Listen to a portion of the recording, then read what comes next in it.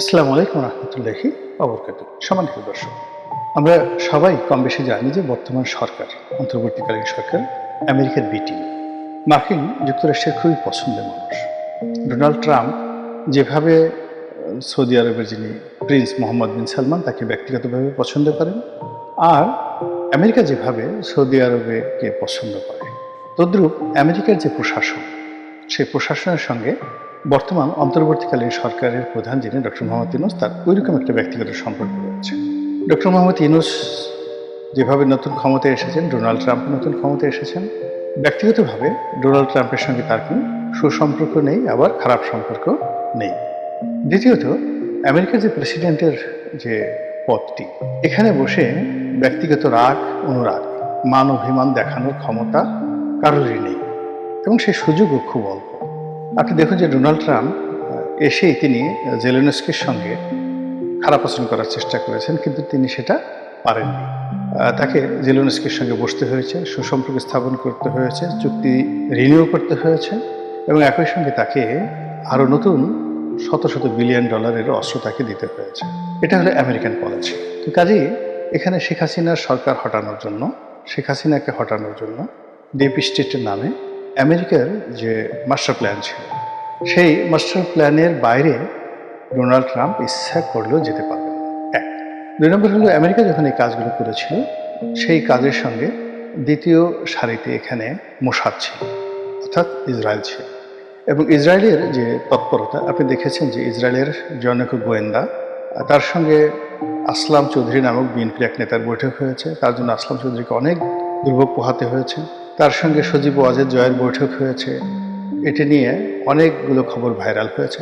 তার সঙ্গে যে ডাকসুর ভিপি নুরুর বৈঠক হয়েছে বলে সকল মহল থেকে কথা হয়েছে। এমনকি ওই যে ভদ্রলোক এফএনদি না কি যেন নাম ভদ্রলোকের, তো সেও বলেছে হ্যাঁ, নুরুল হক নুরুর সঙ্গে তার বৈঠক হয়েছে।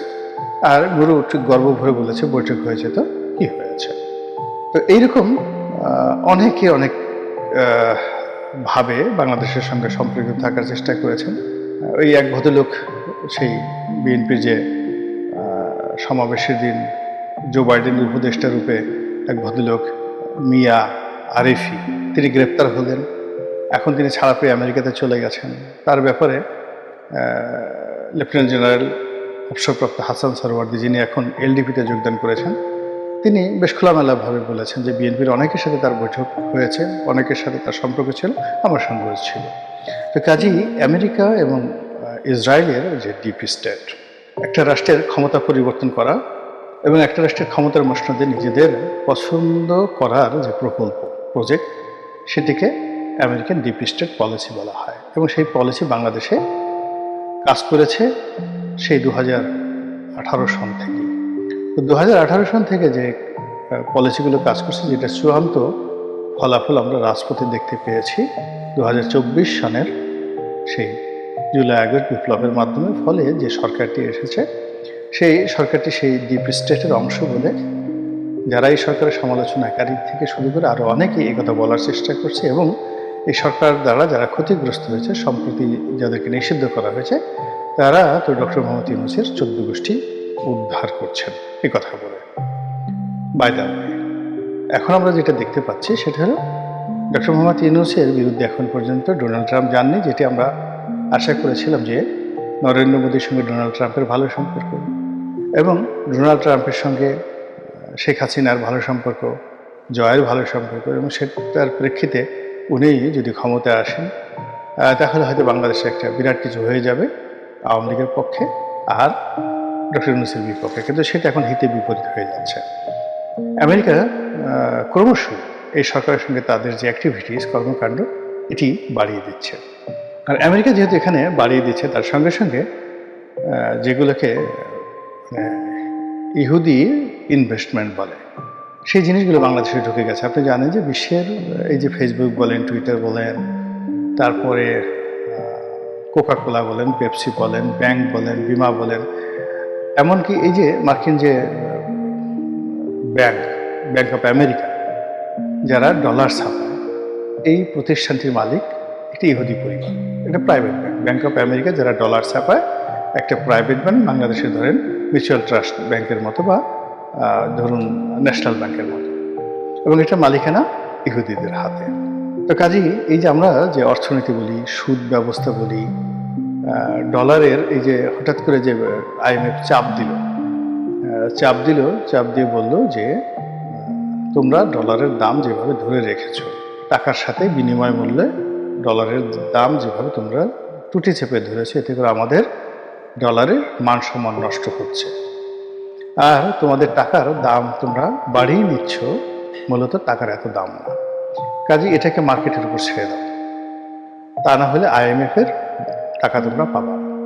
সরকার সেই শর্ত প্রথমে মানতে রাজি হয়নি, ফলে তাদেরকে পত্রপাঠ বিদায় করে দেওয়া হয়েছে ওয়াশিংটন থেকে, টাকা দেওয়া হয়নি। এখন সরকার রাজি হয়েছে, তাহলে কি হলো?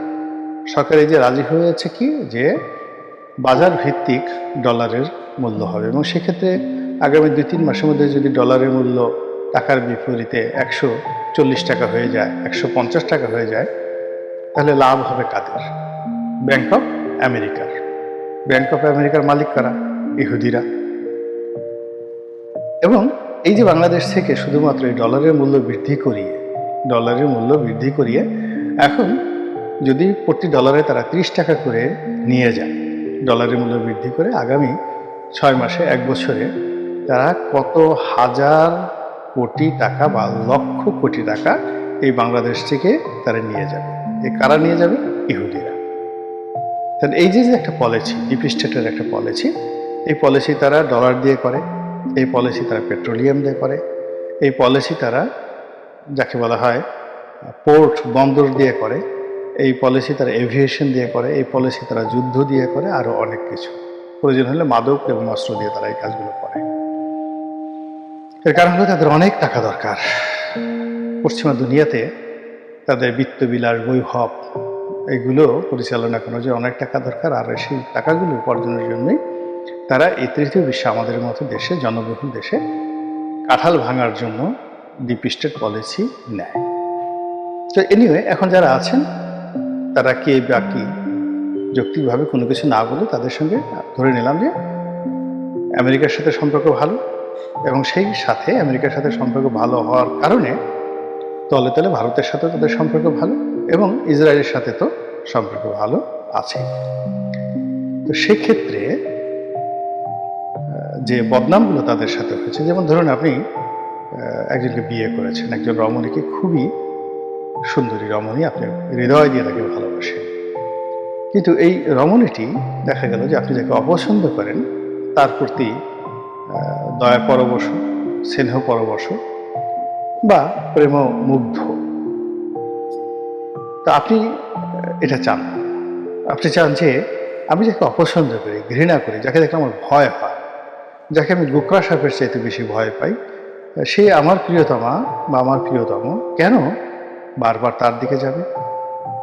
এজন্য আপনার ভালোবাসাকে কন্টিনিউ করার জন্য আপনি আপনার প্রিয়তমাকে শর্ত দিলেন যে যে কোনোভাবে তুমি তাকে ছাড়ো। প্রিয়তমা বললো ছেড়ে দিয়েছি। তো বললো যে তুমি যে তাকে ছেড়ে দিয়েছ, তার একটু চুল কাটিয়ে দাও তো দেখি, কয়েক গোছা চুল একটু কেটে দাও, তার গাল থেকে একটু মাংস কেটে ফেলো, তার একটা হাত কেটে ফেলো।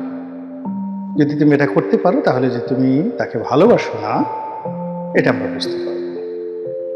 তো এটা যেমন প্রেমের ক্ষেত্রে প্রযোজ্য, আন্তর্জাতিক রাজনীতি, অর্থনীতির ক্ষেত্রে এটা প্রযোজ্য।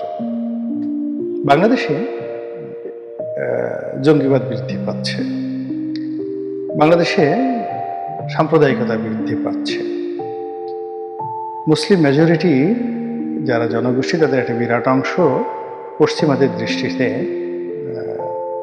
তাদের মধ্যে একটা হেট্রেট মনোভাব আছে খ্রিস্টান এবং ইহুদিদের বিরুদ্ধে, এবং এটা ডোনাল্ড ট্রাম্প স্বয়ং বলেছেন যে মুসলমানরা আমাদেরকে ঘৃণা করে, প্রচণ্ডভাবে ঘৃণা করে।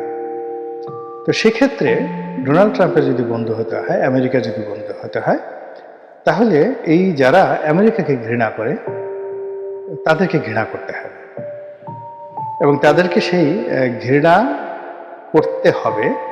এটা যদি আবার প্রমাণ করতে বলা হয়, মুখে মুখে বলা হলো যে সরকারের পক্ষে হ্যাঁ আমরা তো তাদের বিরুদ্ধে ব্যবস্থা নিয়েছি ইত্যাদি ইত্যাদি, বা তাদের সঙ্গে আমাদের কোনো সম্পর্ক নেই, তারা একটা স্বতন্ত্র রাজনৈতিক দল, ইত্যাদি ইত্যাদি সব কিছু। তো আমেরিকা তাদেরকে বলবে যে না, ধরম মহরম আছে, তোমরা এই করেছো, এই করেছো, এই দেখো তথ্যদাত্রা ইতিপূর্বে এই কথা বলেছো, অমুক তারিখে তোমরা কোলাকুলি করেছো, অমুক তারিখে হ্যান্ডশেক করেছো, অমুক তারিখে তোমরা চুমোও দিয়েছো, এই দেখো ছবি। তো সেই ক্ষেত্রে কি হচ্ছে, আমেরিকার বন্ধুত্ব প্রমাণ করার জন্য তখন তাদেরকে ওই নিষ্ঠুর পন্থা অবলম্বন করতে হবে, যেটি সাধারণত হয়ে থাকে আর কি গল্প সাহিত্য উপন্যাসে। তো এক্ষেত্রে আমেরিকার ভালোবাসা যদি বর্তমান সরকারকে পেতে হয়, কন্টিনিউ করতে হয়, তাকে উগ্র ধর্মবাদী যারা আছে, উগ্র সাম্প্রদায়িক সম্প্রদায় যারা আছে, যারা ইসলামপন্থী রয়েছে, যারা তৌহিদি জনতা নাম দিয়েছে, যারা জামাত ইসলামী নাম দিয়েছে, যারা হিজবুত তাহরির নাম দিয়েছে, অসংখ্য আনসারুল্লাহ বাংলা টিম থেকে শুরু করে যারা যারা আছে, তো তাদের সকলের বিরুদ্ধে সরকারকে ব্যবস্থা নিতে হবে, জিহাদ ঘোষণা করতে হবে, এবং সেই কাজটি না করা পর্যন্ত IMF-এর ঋণও ছাড় হবে না। আর একই সঙ্গে আগামী দিনে সরকারের প্রতি পশ্চিমাদের যে সমর্থন, সেই সমর্থনও কন্টিনিউ করবে না।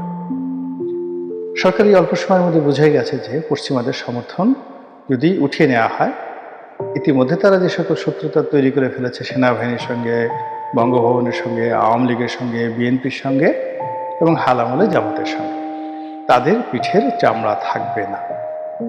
তো কাজেই পশ্চিমাদেরকে খুশি করতে হবে। আর পশ্চিমাদেরকে যদি সেই খুশি করতে গিয়ে জামাতের উপরে সরকার খড়ক চালায় এবং আওয়ামী লীগের সঙ্গে যে ব্যবহার করা হচ্ছে ওইরকম ব্যবহার যদি তাদের সাথে করা হয়, তাহলে বুঝতে পারেন কীরকম একটা পরিবেশ পরিস্থিতি তৈরি হবে, যার নমুনা ইদানিংকালে দেখা যাচ্ছে।